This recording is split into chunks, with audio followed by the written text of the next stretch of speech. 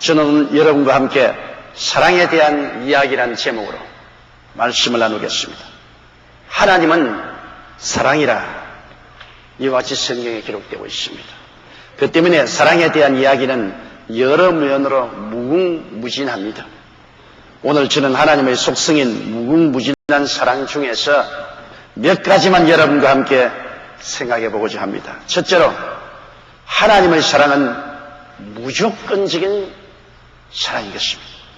세상적인 사랑은 조건이 있지만 하나님은 무조건적인 아가페 사랑으로 우리를 사랑해 주십니다. 세상에 부모도 자식을 사랑하는데 거의 조건이 없습니다. 부모가 자식에 대한 사랑은 무조건적인 사랑이라고 말할 수 있습니다.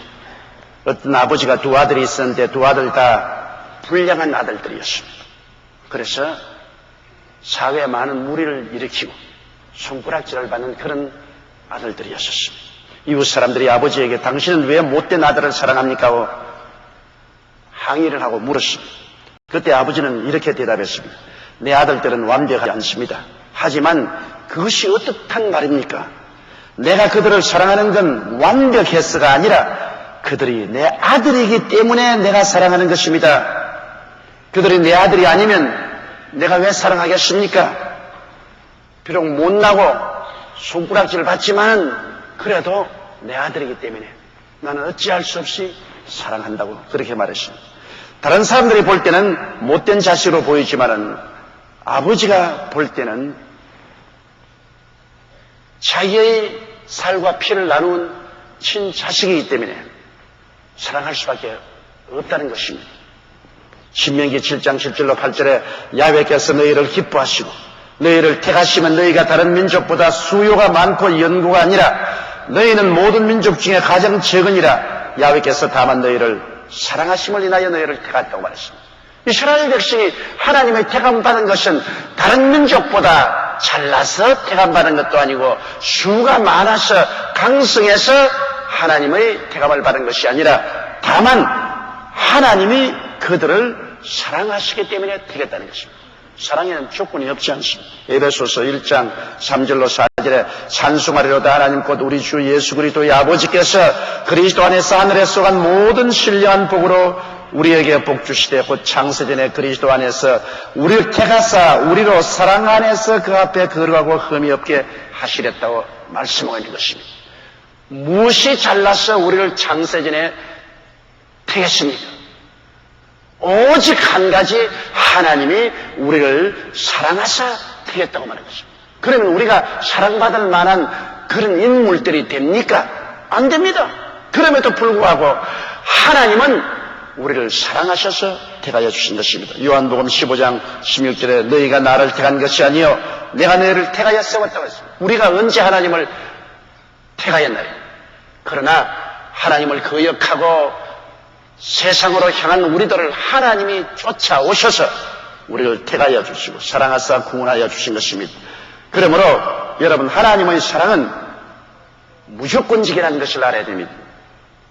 사형승고를 받은 아들을 가진 아버지 이야기를 제가 읽어본 적이 있습니다. 그 아들은 자기의 배신한 여자친구와 그 여자친구의 남자친구를 동시에 죽였습니다. 그래서 체포되어 사형승고를 받고 감옥에서 집행일을 기다리고 있는 청년이었습니다. 신문과 방송에서뿐만 아니라 다른 모든 사람들이 그 청년을 다 욕하고 정죄했습니다. 그래도 그 청년의 아버지는 울면서 일주일에 2번씩 감옥을 방문하여 아들을 위로하고 기도해 주면서 평안히 죽음을 받아들이도록 최선의 노력을 다하였습니다. 그는 사람들에게 이렇게 말했습니다. 내 아들이 범죄한 것은 사실입니다. 살인죄를 지은 흉악한 행동을 했습니다. 그럼에도 불구하고 그는 내 아들입니다. 죄는 미워하지만은 내 아들은 내가 미워할 수가 없습니다. 그 아들이 사형을 받는 그날까지 그 아버지는 매주일마다 2번씩 아들에게 찾아가서 성경을 읽어주고 울면서 기도하고 평안히 죽음을 받아들이도록 용기와 힘을 주었다는 기록을 읽어보았었습니다. 아무리 흉악한 죄인일지라도 그 아들에 대한 아버지의 사랑은 막을 수가 없었습니다. 아들에 대한 아버지의 사랑은 무조건적인 사랑이기 때문인 것입니다. 하나님은 왜 나같이 못난 놈을 사랑하십니까? 여러분 이것을 생각해 본 적이 있습니까? 하나님은 우리가 완벽하기 때문에 사랑하시는 것이 아닙니다. 우리가 완벽해야 사랑한다면 여기에 하나님의 사랑을 받을 사람은 한 사람도 없습니다. 모든 사람이 죄를 범하였으니 하나님의 영광에 이르지 못합니다. 하나님의 아들이기 때문에 하나님이 우리를 사랑해 주시는 것입니다. 요한복음 1장 12절에 영접하는 자 곧 그 이름을 믿는 자들에게는 하나님의 자녀가 되는 권세를 주시다고 말했습니다. 우리가 예수를 믿고 구원을 받아 하나님의 자녀가 되었음에 죄를 지었음에도 불구하고 못났음에도 불구하고 버림을 받아야 마땅함에도 불구하고 하나님이 사랑하시는 겁니다. 왜 사랑하느냐고요? 아들이기 때문에 하나님은 사랑할 수밖에 없는 것입니다. 여러분, 하나님은 우리가 사랑을 받을 조건이 있기 때문에 사랑하는 것이 아니라는 것을 알아야 됩니다. 무조건 하나님은 우리를 사랑하십니다. 에레미야서 32장 3절에 나 야훼가 옛적에 이스라엘에게 나타나 이르기를 내가 무궁한 사랑으로 너를 사랑하는 거로 인자함으로 너를 인도했다고 말했습니다. 이야, 이 한없는 사랑입니다. 무궁한 사랑으로 내가 너를 사랑해. 요한 1서 4장 10절에 사랑은 여기 있으니 우리가 하나님을 사랑한 것이 아니요 오직 하나님이 우리를 사랑하사 우리 죄를 위하여 화목제로 그 아들을 보내셨습니다. 우리가 사랑해서 사랑받는 것이 아니고 원수되었을 때 하나님 편에서 미리 먼저 우리를 사랑하사 그 아들 예수를 보내셔서 우리를 구속해 주신 것입니다. 로마서 8장 34절로 35절에 보면 누가 정죄하리요 죽으실 뿐 아니라 다시 살아나신 이는 그리스도 예수시니 그는 하나님 우편에 계신 자요 우리를 위하여 간구하시는 자신이라 누가 우리를 그리스도의 사랑에서 끊으리요 환난이나 곤고나 핍박이나 기근이나 적신이나 위험이나 칼이랴 이 모든 일에 우리를 사랑하신 이로 말미암아 우리가 능히 이긴다니라고 말씀하십니다. 어마어마한 장애물이 다가와 있어도 하나님은 그걸 개의치 않고 우리를 사랑해 주시고 계신다는 것입니다. 우리가 예수 그리스도를 믿고 하나님의 자녀가 되었기 때문에 하나님은 무궁한 사랑으로 우리를 사랑하십니다. 제한된 사랑이 아닙니다. 로마서 8장 38절로 39절 보십시오. 내가 확신하노니 사망이나 생명이나 천사들이나 권세아들이나 현재일이나 장래일이나 능력이나 높음이나 깊음이나 다른 아무 피조물이라도 우리를 우리 주 그리스도 예수 안에 있는 하나님의 사랑에서 끊을 수 없으리라. 예수를 구주로 모실 때 하나님이 우리를 자녀로 태어나게 하시고 그 이후로 하나님이 우리를 사랑하는 그 사랑은 그 어느 것도 막을 수가 없는 막강한 무조건의 사랑이라는 사실을 성경은 우리에게 말씀해주고 있습니다. 스바냐 3장 17절에 보면 너희 하나님 야훼가 너희 가운데 계시니 그는 구원을 베푸실 전능자시라. 그가 너로 인하여 기쁨을 이기지 못하여 하시며 너를 잠잠히 사랑하시며 너로 인하여 즐거이 부르며 기뻐하시라. 하나님이 우리를 위해서 기쁨을 이기지 못합니다. 잠잠히 사랑하시며 우리를 인하여 즐거이 부르며 기뻐합니다. 여러분 손주나 손녀가 오면 굉장히 사랑스럽지 않아요? 손녀가 와서 재롱을 부리면 그를 바라보는 할아버지나 할머니는 그 손주나 손녀를 위해서 기쁨을 이기지 못해요. 잠잠히 사랑하고 즐거이 부르며 기뻐하시는 것과 꼭 한 가지인 것입니다. 우리는 하나님이 우리에 대한 그 사랑의 높이와 깊이와 넓이를 너무나 이해하지 못합니다. 하나님에 대한 사랑의 지식이 너무나 천박합니다. 얼마나 무궁한 사랑으로 하나님께서 우리를 사랑하고 계신다는 사실을 우리는 알아야 되는 것입니다. 둘째로 우리 하나님은 우리와 아픔을 같이 하시는 사랑을 가지고 계시다는 것을 알아야 되는 것입니다. 시편 34편 18절에 야훼는 마음이 상한 자에게 가까이 하시고 중심에 통회하는 자를 구원하신다고 말하는 것입니다. 어떤 아버지의 아들이 귀머거리였습니다. 아들이 귀머거리라는 것을 발견한 그날부터 시작해서 아버지의 마음은 무너질 듯이 아팠습니다. 그런데 그 아버지는 기도드릴 때마다 늘 말했습니다. 하나님, 할 수만 있으면 내 고막을 떼어 아들에게 주고 싶습니다. 아들은 아버지가 귀머거리면 내 고막 떼어서 아버지에게 주겠다는 말을 하는 아들은 별로 많지 않을 것이지만, 이 아버지는 평생에 늘 하나님 아버지, 내 고막을 떼어서 아들에게 줄 수 있으면 내가 아들에게 내 고막을 주고 나는 귀머거리로 살고 싶습니다. 이렇게 기도했다는 그 아버지의 기도를 읽어본 적이 있습니다. 여러분, 어떤 어린아이가 장난을 하다가 문이 확 닫혀서 가슴을 때려서 이만한 대못이 가슴 막혀버렸습니다. 그래서 그 아들을 병원에 데려가서 대수술을 하게 되었는데, 아버지는 내내 수술하는 동안에 아들의 손을 잡고 울었습니다. 그 대못이 약간 심장 옆으로 비켜서 박혀있기 때문에 조금만 잘못하면 심장이 터져 죽을 뻔했습니다. 아들은 아버지께 수술을 중지시켜 달라고 울부짖었습니다. 아프니까요. 아버지는 아들을 꼭 잡고 의사가 수술을 하도록 기다렸다. 왜냐하면 그 길만이 아들을 살리는 길이기 때문에 아들과 함께 고통을 나누면서라도 끝까지 아들이 수술을 받게 한 것은 아버지의 사랑입니다. 사랑은 아들이 수술을 받아야 살기 때문에 고통을 받게 할 때 아버지도 함께 고통을 나눈 것입니다.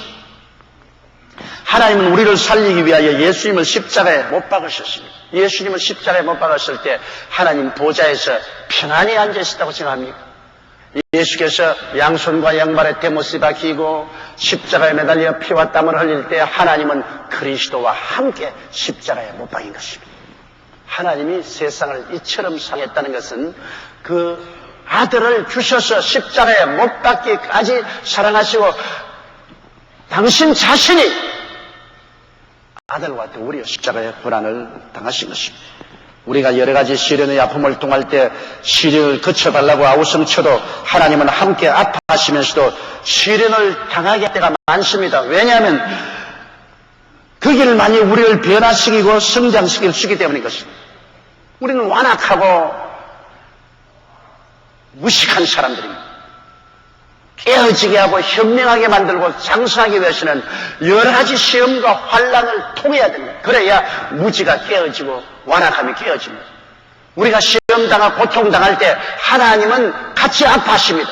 그러나 우리 손을 꼭 잡고 이 시험과 환난을 통하게 하는 것은 그를 통해야 우리가 변화받고 장성하고 새 사람이 될 수 있기 때문인 것입니다. 시편 23편 4절에 내가 사망의 엄침한 골짜기로 다닐지라도 해를 두려워하지 아니할 것은 주께서 나와 함께 하심이라. 주의 지팡이와 막대기가 나를 안위하시나니. 내가 사망의 엄침한 골짜기 다닐 때 부모, 형제, 처자도 다 떠나버리는데 외롭게 차디찬 산골짜기, 사망의 엄침한 골짜기를 지났는데 성경은 말하기를 주님께서는 거기에 함께 와서 우리와 행하신다. 아픔을 함께 나누신다, 그 말인 것입니다. 하나님은 우리와 함께 아픔을 나누면서 그를 통하여 우리를 변화시키고 애뜨리시고, 그러면서도 또 주님은 지팡이와 막대기로 우리를 안위해 주시는 하나님인 것입니다. 잠언서 3장 11절 12절에 내 아들아 야훼의 징계를 경히 여기지 말라. 그 꾸지람을 싫어하지 말라. 대저 야훼께서 그 사랑하시는 자를 징계하시기를 마치 아비가 그 기뻐하는 아들을 징계함같이 하느냐. 징계할 때 아버지가 기쁩니까? 여러분도 자식 길러보면 알지요. 자식들이 잘못해서 매를 때릴 때 부모는 마음속에서 같이 매를 맞고 눈물을 흘립니다. 좋아서 자식 때리는 부모 없습니다. 자식을 때린 만큼 부모는 마음속에 눈물을 흘리는 것입니다. 하나님께서 우리를 징계하시기를 기뻐하지 않습니다. 그러나 징계를 하지 않으면 자라지 못하고 그 영혼을 잃어버릴 위기에 처하게 되면 하나님은 우리를 징계하셔야 돼요. 그러나 하나님은 눈물을 흘리시면서 징계하십니다. 우리와 함께 고통을 당하시면서 징계하시는 것입니다. 이사야 63장 9절에 그들의 모든 환난에 동참하사 자기 아빠의 사자로 그들을 구원하시며 그 사랑과 긍휼로 그들을 구속하시다. 환난에 우리 혼자 내버려 놓지 않고 우리와 동참을 하시는 하나님이시라는 사실을 우리가 알아야 되실 것입니다. 셋째로 하나님은 부하시는 사랑으로 우리를 사랑해 주신 것입니다. 한 고등학교 학생이 아버지께 오토바이를 사달라고 매일매일 졸랐습니다. 그러나 아버지는 단호하게 거절했습니다. 왜냐하면 옛날 그의 친구가 오토바이 사고로 죽은 것을 보았습니다. 또 다른 여자는 오토바이 사고로 다리를 잘린 것을 보았기 때문에 아이는 아버지가 무정하다고 생각했으나 아버지는 아들을 보호하기 위해서 결단코 오토바이를 사주지 않았습니다. 아무리 사랑스러운 아이가 때를 쓰고 운다고 해도 지극히 위험한 칼이나 총 같은 물건 줄 수 없지 않아요? 우리가 여러 번 기도해도 하나님이 응답하지 않을 때가 많습니다. 왜 하나님이 우리의 기도를 응답하지 않습니까? 왜 이렇게 오랫게 참으십니까? 그러나 아버지의 뜻이 있어요. 저는 한때 의사가 되게 해달라고 하나님께 무지무지 기도했습니다. 병원에서 일을 하기도 했습니다. 그래도 하나님은 저 의사가 되는 길을 막아버렸습니다. 굉장히 야속스럽게 생각했습니다. 그 다음 불광동 천막교회 때는 월남 선교사가 되게 해달라고 맹렬히 기도했습니다. 철회하고 금식하면서 그때 월남전 때 월남의 선교사로 가게 해달라고 간절히 기도하고 또 미국 선교부에 연락해서 신청서가 접수되기도 했습니다. 그래도 하나님이 허락하지 않았습니다. 병력 미필자가 되어서 결코 출국을 할 수가 없었습니다.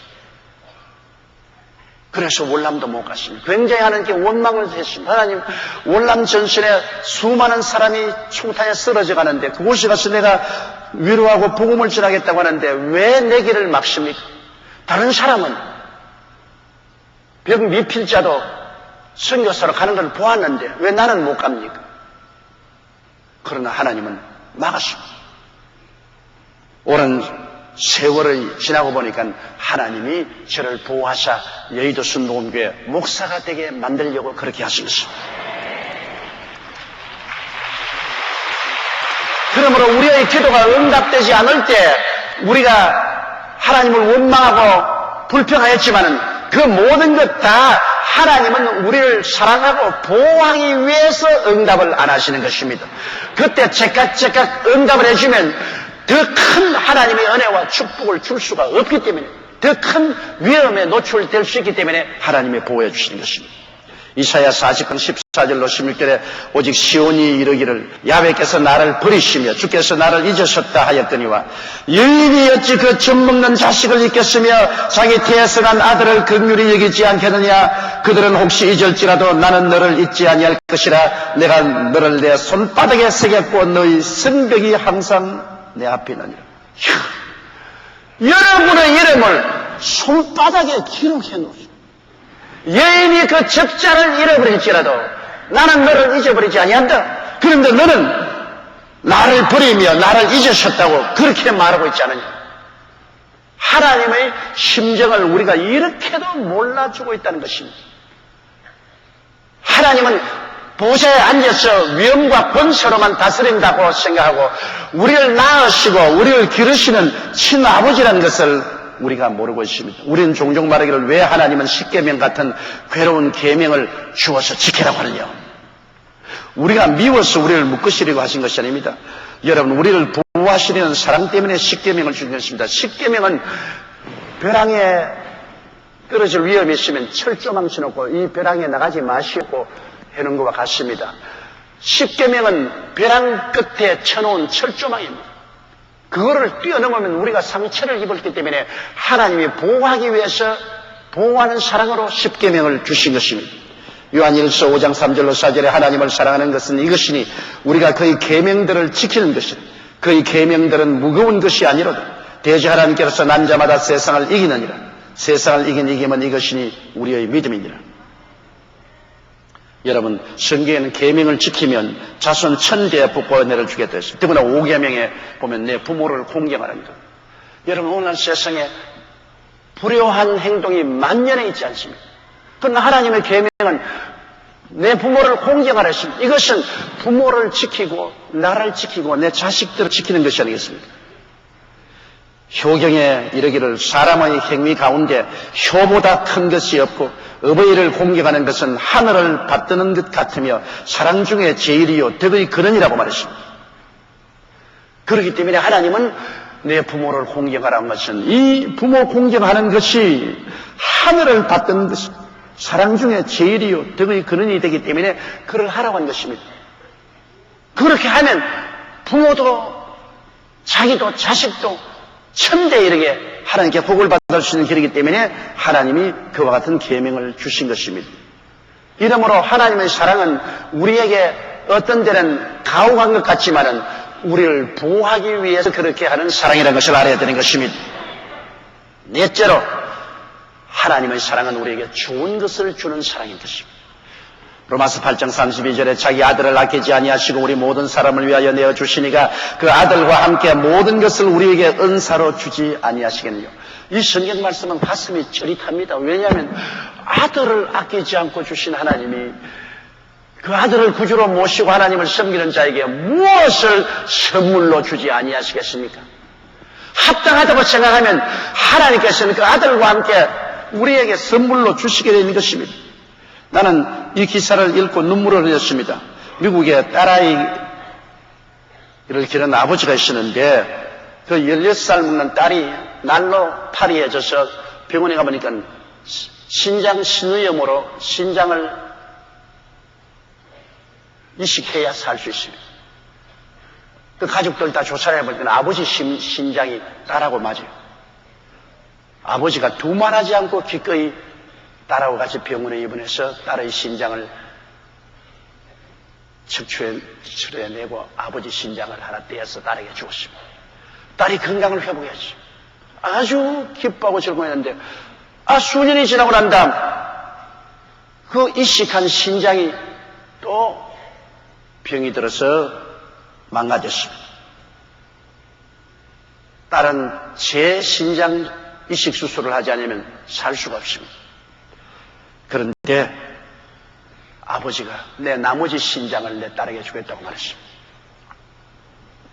온 주위가 깜짝 놀랐습니다.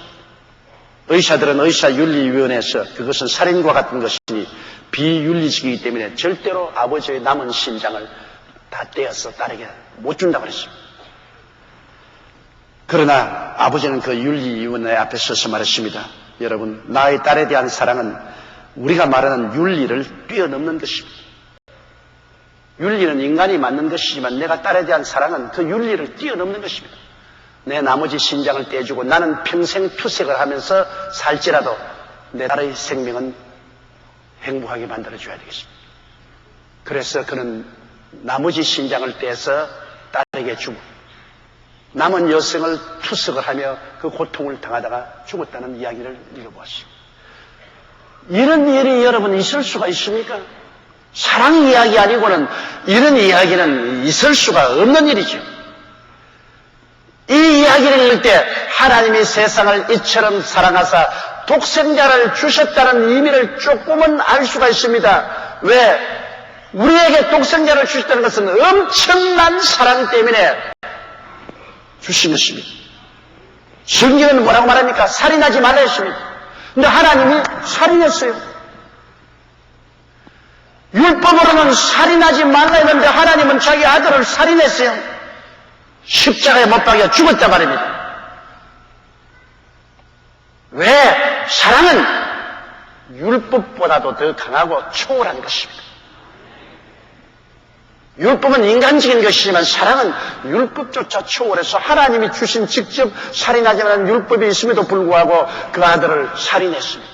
십자가에 못 박여 죽였습니다. 그것은 우리를 너무나 사랑하기 때문에 사랑을 위해서는 율법을 뛰어넘은 것입니다. 나는 사자우리에 뛰어든 아버지 이야기를 읽어보았었습니다. 가족과 함께 동물원 나들이에 나섰던 어린아이가 구주일을 해서 무서운 사자우리에 빠지게 됐어요. 사자들이 죽은 먹잇감이 많았다는 듯이 몰려들어 아이는 무서워 울부짖었어요. 사람들마다 모두 다 고함을 쳤어요. 사태가 위급한 것을 보자 아버지는 주위 사람들이 만류를 무릅쓰고 순식간에 사자우리로 뛰어들어갔습니다. 겁에 질려있는 아이를 덥석 품에 안고는 아이를 해치면 가만두지 않겠다는 결사적인 각오로 무시무시한 눈길로 사자를 뚫어지게 바라보았습니다. 사자들이 단숨에 달려들 같이 생각을 했는데 사자들이 와서 아버지와 아들 주위를 빙글빙글 도는데 그 아버지가 아들을 사랑해야 했다는 그 뜨거운 열정으로 무시무시한 결단으로 사자의 눈을 노려보니까 사자가 그 아버지의 사랑과 그 결단의 눈길에 기가 질려서 옆을 빙글빙글 돌다가는 꼬리를 안으로 넣고 물러가버리고 말았습니다. 아이를 살리려는 아버지의 희생적인 사랑에서 뿜어내는 강렬한 눈빛에 엄청난 힘이 발산되었던 것입니다. 사자들은 도저히 이길 수 없는 아주 무서운 상대를 만났다고 오히려 겁에 질려 도망을 친 것입니다. 이사야 53장 5절 보세요. 그가 찔리면 우리 허물을 인하며 그가 상하면 우리의 죄악을 인함이라. 그가 징계를 받음으로 우리가 평화를 누리고 그가 채찍에 맞음으로 우리가 나음을 입었도다.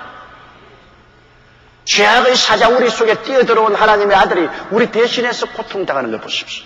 로마서 5장 8절에 우리가 아직 죄인 되었을 때 그리스도께서 우리를 위하여 죽으심으로 하나님께서 우리에 대한 자기의 사랑을 확정하셨나니라.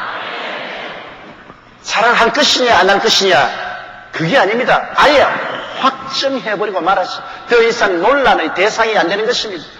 예수 그리스도를 십자가에 못 박았다는 것은 하나님이 우리에 대한 사랑에 더 이상 논란이 없습니다. 결정인 것입니다. 갈라디아서 2장 20절에 내가 그리스도와 함께 십자가에 못 박였나니 그런즉 이제는 내가 산 것이 아니 오직 내 안에 그리스도께서 사신 것이라. 이제 내가 육체 가운데 사는 것은 나를 사랑하사 나를 위하여 자기의 몸을 버리신 하나님의 아들을 믿는 믿음 안에서 사는 것입니다. 그 끝없는 사랑을 우리는 믿고서 사는 것입니다. 에베소서 3장 17절로 19절에 믿음으로 말미암아 그리스도께서 너희 마음에 계시게 하옵시고 너희가 사랑 가운데서 뿌리가 박히고 터가 굴어져서 능히 모든 성도와 함께 지식에 넘치는 그리스도의 사랑을 알아 그 넓이와 길이와 높이와 깊이가 어떠함을 깨달아 하나님의 모든 충만하신 것으로 너희에게 충만하시기를 구하노라. 사랑에 대한 이해가 바로 하나님에 대한 이해요. 사랑에 대한 충만이 바로 하나님에 대한 충만인 것입니다. 오늘날 우리들은 우리에 대한 하나님 아버지의 사랑에 대한 지식이 너무나 천박합니다. 하나님의 사랑의 그 높이와 깊이와 넓이를 우리가 감히 청량할 수가 없습니다. 하늘을 두루마리 삼고 바다를 먹물 삼고 온 산속의 새의 깃을 다 펜으로 삼아도 우리에 대한 하나님의 사랑을 다 기록할 수가 없습니다. 하나님의 우리에 대한 사랑은 무조건적이고 아픔을 함께 하시며 항상 보호하시고 좋은 것을 아끼지 않고 주시기를 원하시는 놀라운 사랑이라는 것을 여러분 깊이 이해해야 됩니다. 세상의 자식이 부모의 사랑을 이해하지 못하는 것처럼 오늘 예수 믿는 하나님의 자녀들이 그리스도 안에 나타난 하나님의 사랑을 너무나 이해하지 못합니다.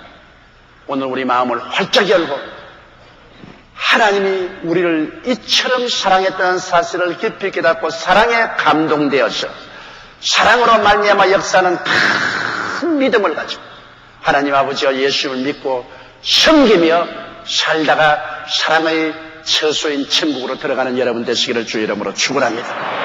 우리 다 같이 고개 숙여 기도드리겠습니다.